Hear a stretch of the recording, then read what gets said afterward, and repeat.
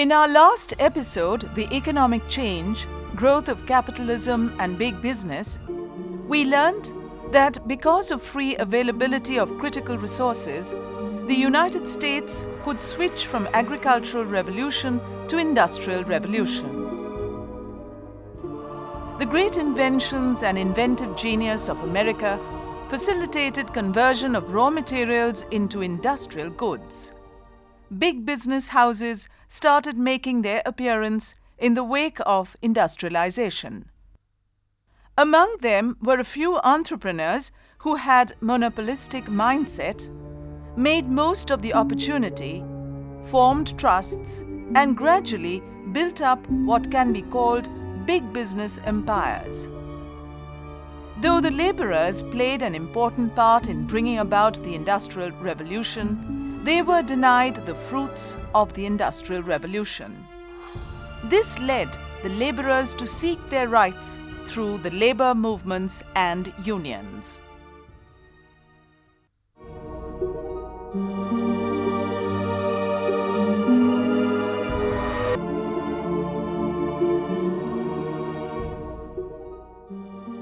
The labor movement in America was unique in nature. It veered away from classical Marxism espoused in the labor movements of other countries, especially in Europe. It is in the logic of the labor movement in the United States that we have to look in order to explain its uniqueness. Professor Chittobroto Palit discusses the most important factors responsible for the beginning of the labor movement in the United States. In the beginning flush of their success, many of the American capitalists who were also trust builders and billionaires, they turned very selfish. They only maximized their profits and minimized the labor cost. And that really created some kind of deprivation of the labor. The owners of industries, the capitalists, they want to put hours of work at the maximum. If possible, to force the worker, if he's not organized, to work till 10 to 12 hours. And the other thing, minimum wages. So wages were always kept below the belt. Very low wages were offered. Plus, women and children were also employed. And there was a veritable movement over them. Now, women's labor, we all know, was half the man's wages. And children got only 1/4 of man's wages, which were very low. But they were worked to the full brim. It's not that they were worked for less hours. They were also worked for 10 to 12 hours, but their wages were given at that rate, half for women and 1/4 for labor. These were some of the basic things, plus the working condition was appalling. Most of the laborers were put into ghettos and slums, and they didn't have the minimum living standards. So in United States also, the deprivation and discrimination was rampant. In the early phase, they were absolutely unchallenged. The labor was not organized. Unless the labor was organized, there would be no challenge to the capitalists. So they would like to maximize profit. They always try, capitalists always try to maximize their profit and minimize their labor costs. Capitalism or capitalists are very selfish. They never think of the country, never think of the poorer people. They only maximize their profit. But in America, we also have some of the capitalists who had also been very liberal. We have this Cooper, who was an industrialist, but at the same time a philanthropist. Carnegie, similar. Ford, also similar, who had both these aspects. They were great captains of industry, at the same time good human beings. Morgans were not like that. They were, hard bargainers with labor. They never would yield of anything to the labor. So, out of these labor conflicts emerged the labor union or labor organization.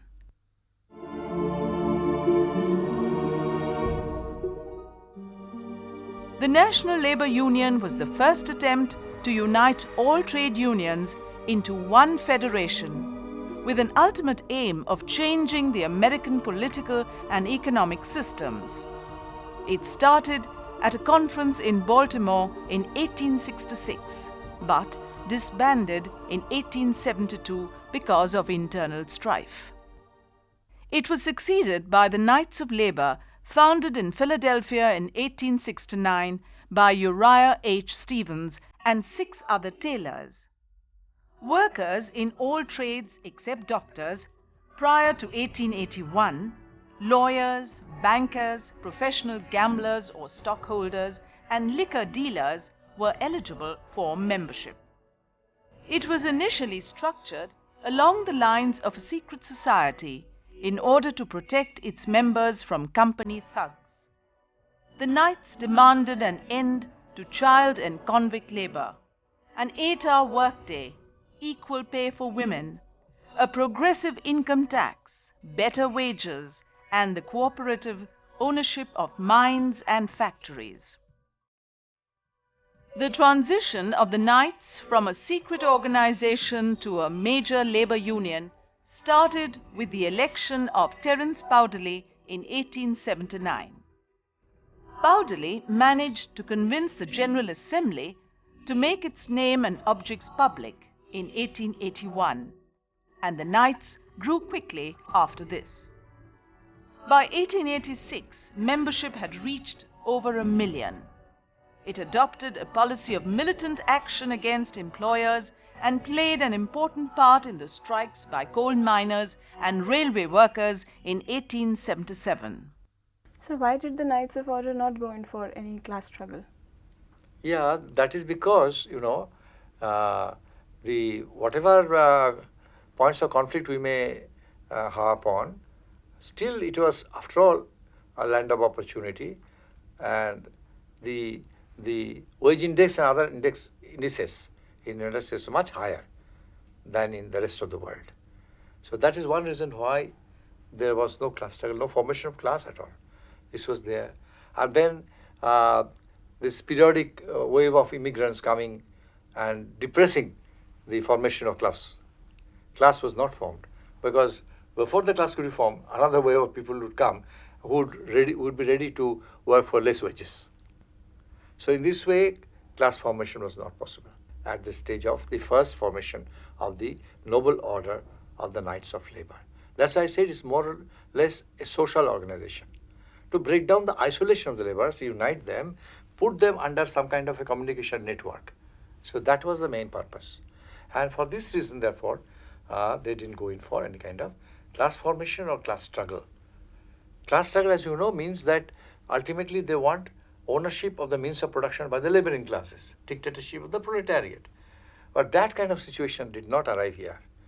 However we might condemn capitalists, still American capitalists at this stage were much more liberal than in the rest of the world. Because others were very ancient societies and they were very rigid at the same time. Their opportunities are also less. Therefore people are migrating. If you talk of British industries or German industries, there already class polarization had taken place, deprivation had taken place. And therefore, because of the rigidity, people had crossed the Atlantic to the other side for better opportunities. And United States was known at that time as a land of opportunity, land of plenty. Even today it is known as the land of opportunity, a land of plenty. People do migrate even today. So because of this reason, the Knights of Labor did not go in for any class formation or class struggle. They didn't have that concept at all in their head.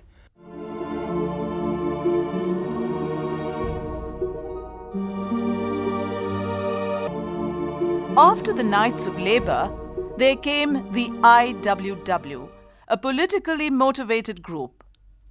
In opposition to the policies of the American Federation of Labor, it was founded in Chicago at a convention held in 1905 by the delegates from the Western Federation of Mines and 42 other labor organizations. The aim of the IWW was to unite in one body all skilled and unskilled workers for the purpose of overthrowing capitalism and rebuilding society on a socialistic pattern. Leaders included Eugene V. Debs, William D. Haywood, and Daniel De Leon. Its members were called the Wobblies. They had strong Marxist leanings, and they wanted to bring about a violent social revolution leading to the dictatorship of the proletariat. They believed in Marxism. They believed in class formation and class war, class struggle. They believed in that. And they had a political agenda that at the end of the day, they would establish communism, that at the end of the day, capitalism would end, and that they would establish dictatorship of the proletariat. It was not a social mission, nor an economic mission. It was out and out a political mission. And to achieve that kind of political revolution, they would even go for the bomb. They would go violent. Methods used by the international workers of the world were direct action, propaganda, boycott, and strike. It was opposed to sabotage, arbitration, or collective bargaining, and also to political affiliation and intervention. Adoption of violent measures by its members, however, acted as a deterrent to widespread popularity of this organization. They didn't get enough support from the Marxists of the United States. Their kind of agenda was not accepted by the American people, particularly even the laboring classes. They didn't want that the industry should close down. They wanted the industries to go on. And they wanted that there should be a bargain with the capitalists, and they should have their decent wages and decent hours of work and other privileges. But they didn't think that they should end the industry and capture the means of production themselves, establish dictatorship of the proletariat. That kind of idea was not bought up by the average Americans. They did not buy that. So therefore, they didn't get mass support. This was one reason why. And political manifestos not liked the American labor as such. And particularly the Marxist manifesto was anathema to the Americans. Even today, they don't like Marxist manifesto, because that serves no purpose, according to them. We have to generate wealth. Otherwise, how can it be distribution? If you close down the possibilities of generating wealth, then there could be no fair distribution after all.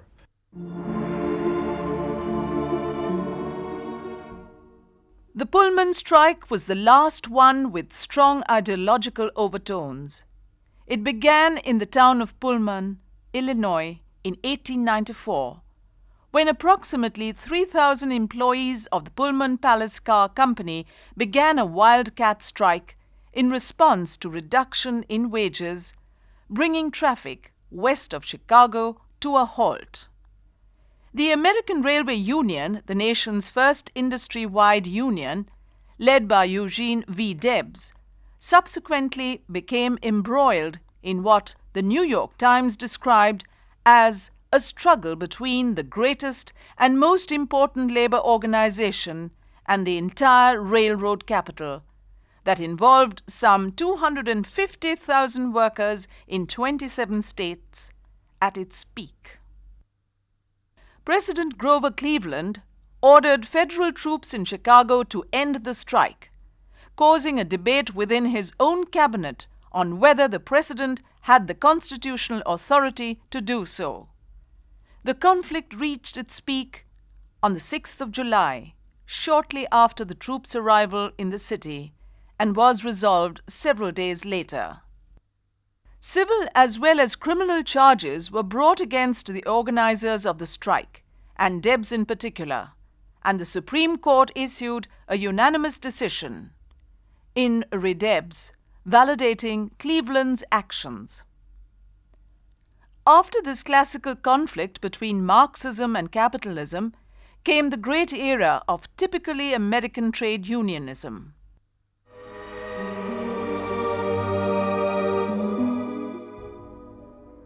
The American Federation of Labor, AFL, was one of the first federations of labor unions in the United States. It was founded in Columbus, Ohio in 1886 by Samuel Gompers to replace the erstwhile Federation of Organized Trades and Labor Unions. They believed that the industries must survive. Industries must survive, but there should be a fair share of the profit. And there should be a quality life also given to the workers. These were there. So they were basically for what they said, their economic gains. And they had their own agenda. And in that they would include reduced hours of work. They demanded 8-hour work for the worker, not more than 8 hours. It used to be 10 to 12 hours before. They wanted reduction of hours of work to 8 hours. As to wages, they thought that it should be a fair share of the profit of the capitalist. There should be a fair share of the profit. So wages should be higher, and they thought that quality of life should improve. Wages should be such as to improve the quality of life of the workers. And that would also bring in the fringe benefits. There could be good housing, good health insurance, there could be good education given free, supply of fuel like coal and other things to their family. These are called fringe benefits. They also ask for that. If you are unable to give higher money wages, give us higher wages in kind, so that together it would be a decent wage and standard of living would rise. So that was the demand. And the other demand, Charter of Demands, included the end of exploitation of women and children's labor. All demands were social or economic in nature. There was not a single political manifesto there in the final agenda of the American Federation of Labor. Not a single item of political activity as such. The American Federation of Labor proved to be the mainstay of the American labor front for quite a long time. AFL subscribed to a pragmatic approach and stayed close to the needs of the time.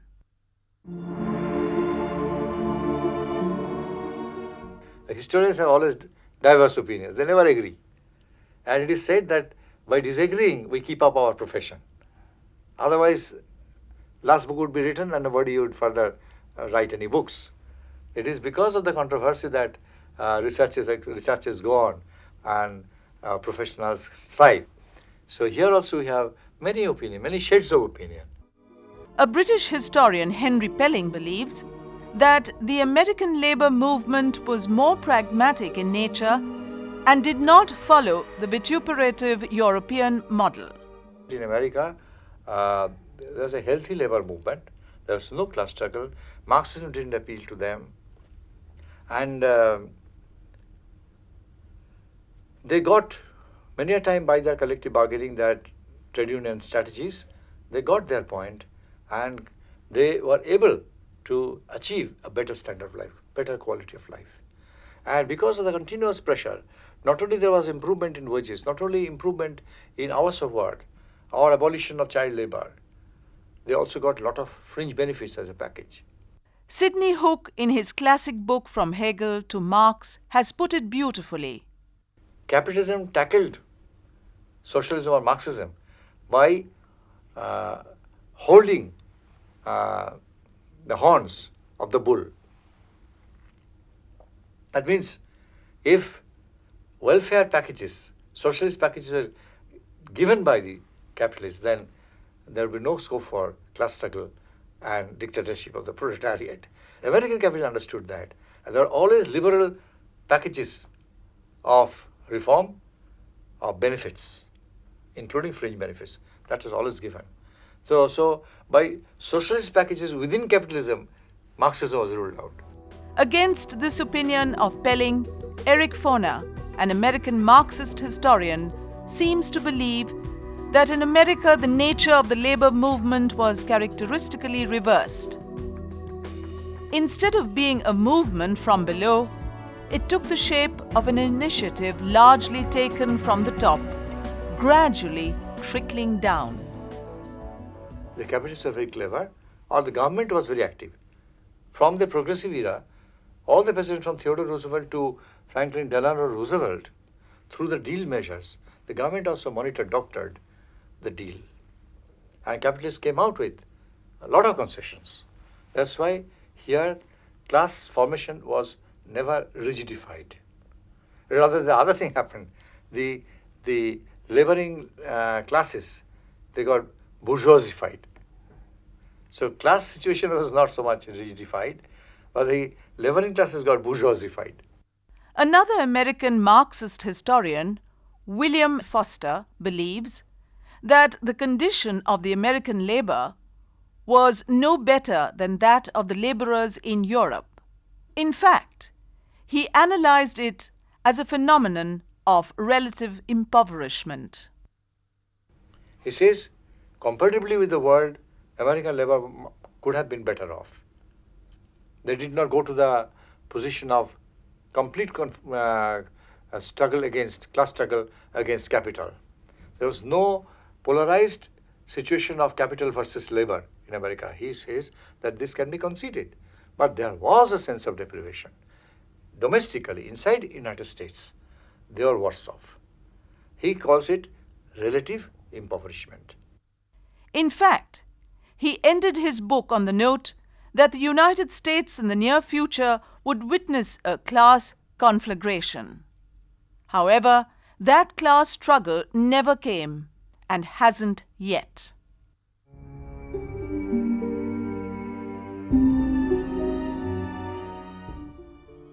In this episode, the economic change, labor movements and unionization, our discussion began with the logic of labor movements.